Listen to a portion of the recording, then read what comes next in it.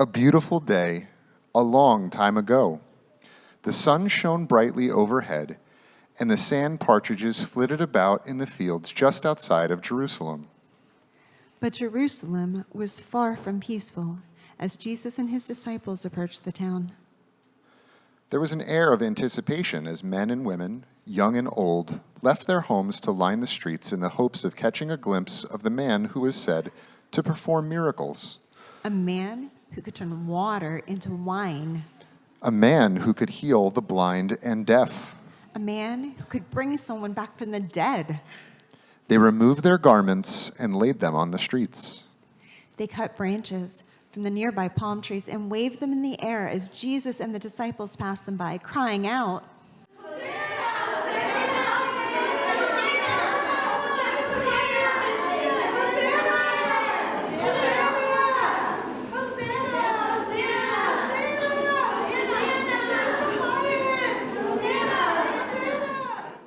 It was a joyous day, filled with much celebration. Finally, this great man they'd been hearing about, a man who many claimed was the Messiah, had come to Jerusalem. But not everyone was happy to have Jesus in their midst. The local Pharisees were concerned. This could be a problem. They didn't like how Jesus was exciting the crowds. They worried about his power and influence over the people of Jerusalem. So, in secret, they met with one of the disciples, Judas, to discuss how they might be able to get rid of their little problem. Together, Judas and the Pharisees worked out a plan for Judas to betray Jesus. He would lead the Pharisees and soldiers to Jesus and would confirm his identity with a single kiss. From then on, he watched for an opportunity to hand him over. And for his help, Judas was paid the sum of 30 pieces of silver. A worthy sum to receive for one little kiss. Or was it?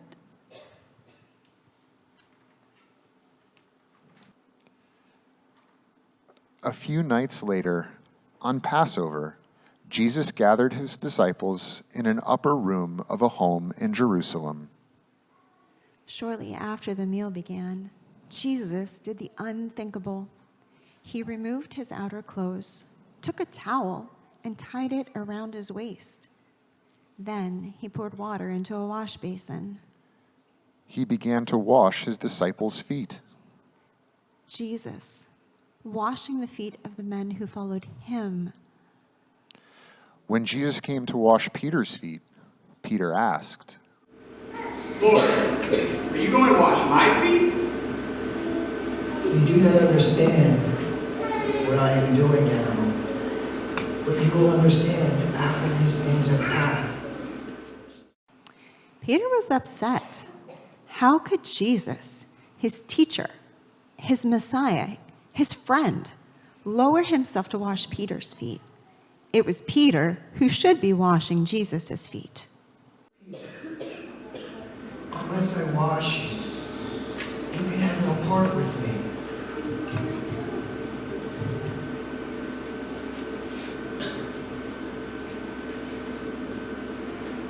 You call me teacher and Lord, and you do so correctly, for that is what I am.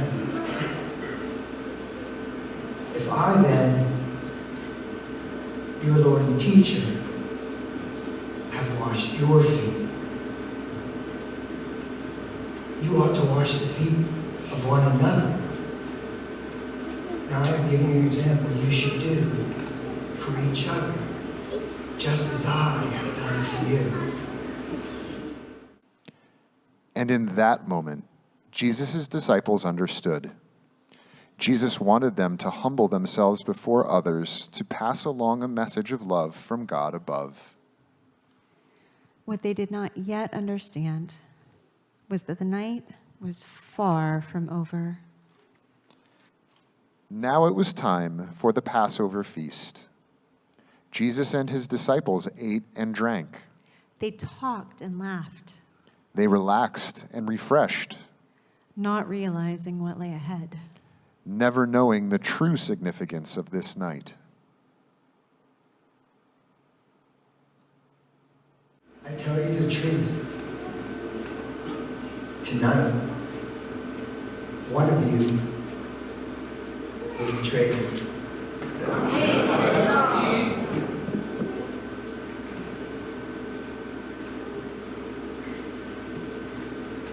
It is the one who has dipped his hand into the bowl with me. He will betray me. Surely not I, Lord. Judas, what you must do, go, and do quickly.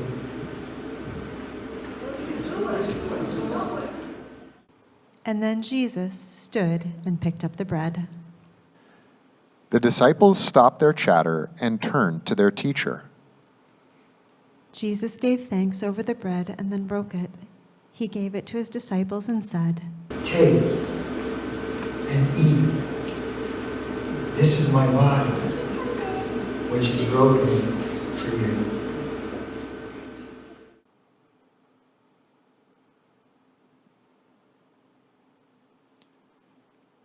After they had finished, he took the cup and gave thanks. He gave it to his disciples and said, Drink from it, all of you. This is my blood, the blood of the new covenant, which is poured out for many for the forgiveness of sin. a simple supper of bread and wine. But did they understand, the disciples, that the meal they had just shared was so much more than bread and wine? It was goodbye.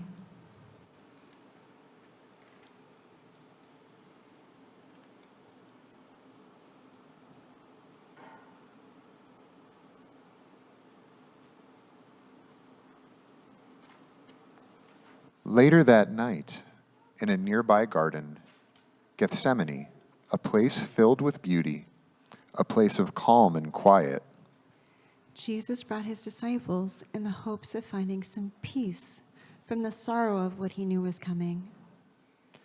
he wanted his friends by his side. He needed them to keep watch while he prayed to his Father. In anguish, Jesus fell to his knees, praying,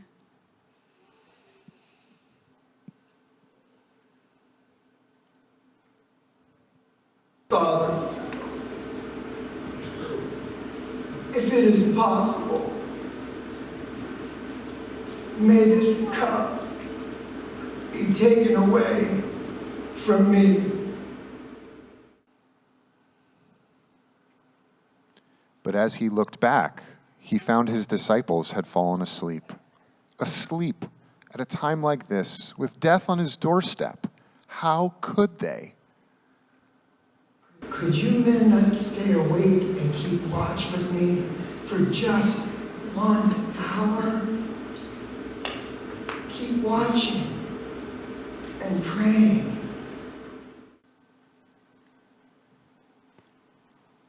but the disciples could not comprehend what was in store for their teacher and friend.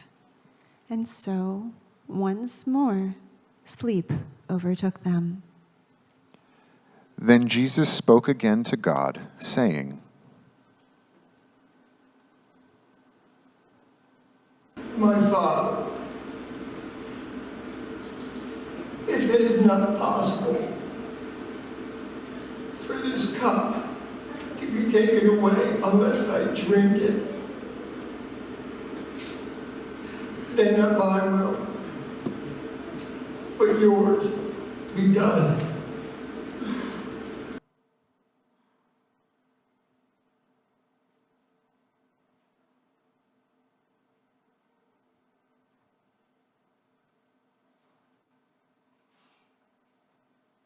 Are you still sleeping and resting? Look, the hour is near, and the Son of Man is betrayed into the hands of sinners. Rise, Let us go. Here comes my betrayer. As before, Jesus found he had been forsaken by those he trusted the most. Only this time, it was too late. Judas, Here to carry out the plan devised by the Pharisees, to keep his promise. to fulfill his destiny. And as the other disciples began to stir, Judas did what he came to do. The one I kiss is the man. Arrest him.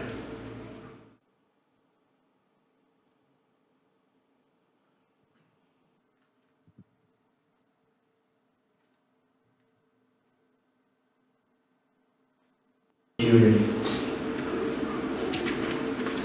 you betrayed me with a kiss. A single kiss. That's all it took. Do what you have came for. Take your hands off him! No, he's innocent! The Pharisees had their man. And Judas had his 30 pieces of silver. The early morning hours, the sun just barely breaking above the horizon. Governor Pontius Pilate reflected on the case he must judge that day. A man who many wondered if he was their long-awaited Messiah and king, the King of the Jews. But the Pharisees were fearful of him, They said he was dangerous, that he would unite the people against Rome. that he would overthrow the government. But had he actually committed the crimes of which he was accused? Was he guilty or innocent?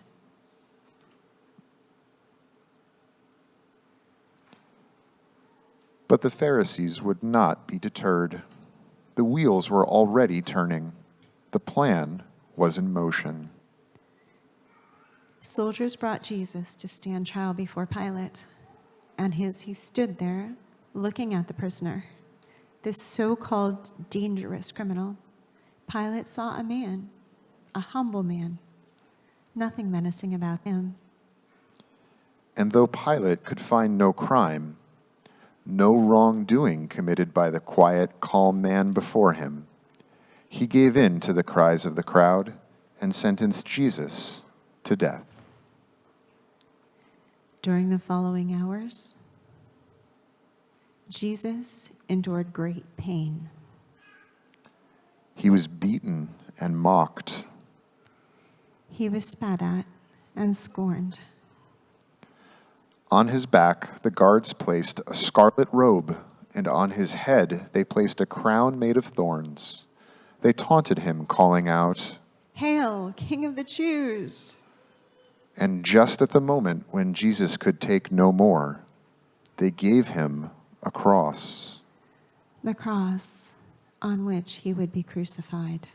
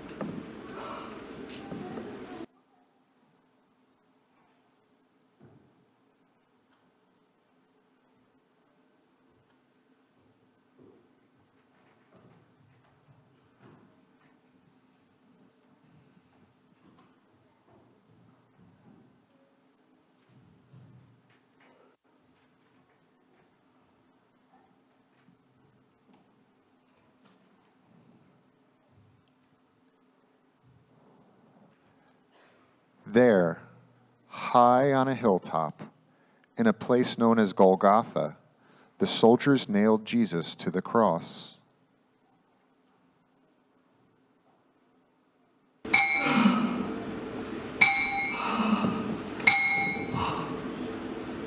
one in each hand.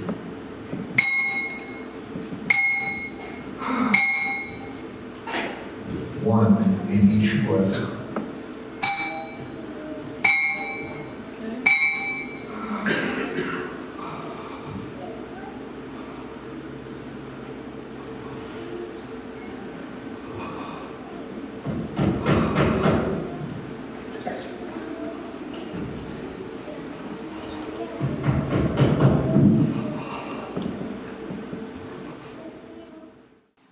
And as they raised the cross, those closest to Jesus came to be by his side.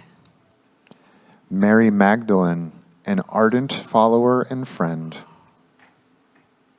John, his disciple, the one called beloved. And Mary, his mother. They stand guard as Jesus endures what he must.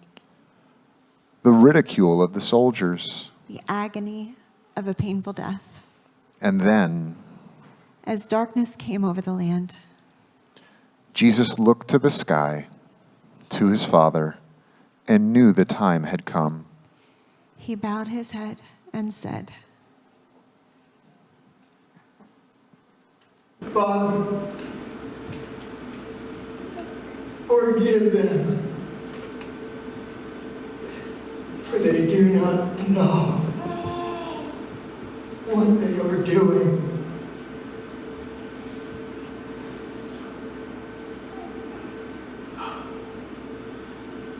It is finished.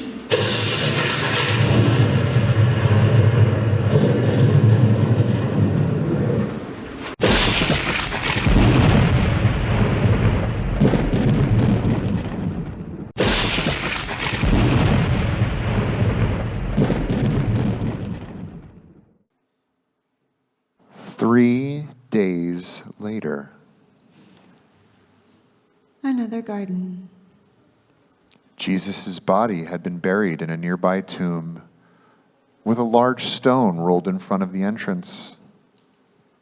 But when the women arrived to anoint the body, they were shocked with what they found. The stone had been rolled aside. Where is he? Did someone take him? I don't know. I have to go find out Peter. Tell him. John, Peter, come quickly. What's going on? What is it?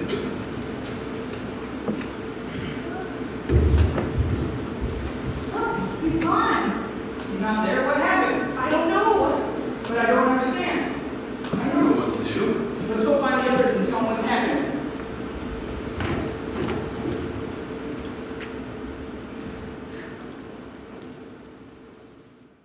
Mary Magdalene was inconsolable. She didn't understand. Where was Jesus' body? Just then, 2 angels in white appeared and say to her, They have taken away my Lord, and I cannot know where they have put him.